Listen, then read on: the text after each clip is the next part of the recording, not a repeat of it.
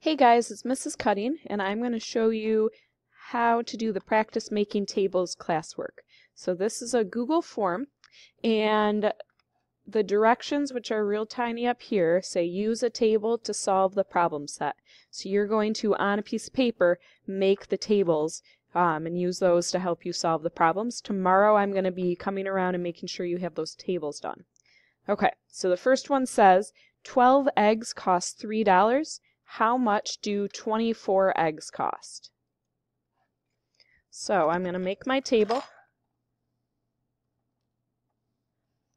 On one side I have eggs. On my other side I have dollars, and this is problem number 1. And it was 12 eggs and $3, and I want to find out how much do 24 eggs cost. So 12 eggs and $3, and I have 24 eggs. So then I'm looking at how do I get from 12 to 24. And this is kind of blurry. Let me see if I can fix that. Not much better. Okay, so to get from 12 to 24, I'm going to do 12 times 2. So then on this side of my table, I'm going to do the same thing, 3 times 2. And that gives me 6. So 24 eggs cost $6. So then in my Google form, I'm going to put in 6, no, not %6, $6, okay? Don't write the word bucks or dollars. If you put it in like this, it should mark it correct. How much do 6 eggs cost? So now we have 6 eggs.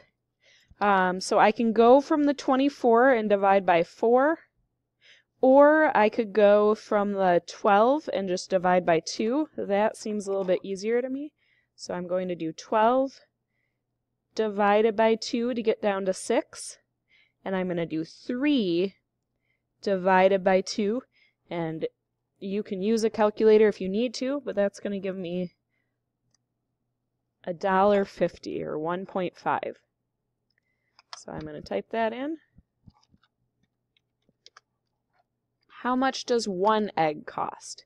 So back to my table. This time I want 1 egg. And to get from 6 down to 1, I'm going to divide by 6. And to get from $1.50 down to 1, I'm going to divide by 6. And we can definitely use a calculator if we need to. And that gives me 0.25, which is 25 cents. So I'm going to put in 0.25. And then last one for this set, how much do 20 eggs cost? Well, once I'm at 1, it's real easy to find any other number, because then I can just multiply by 20. So 1 times 20 gives me 20. So then over here, 25 cents times 20 gives me $5.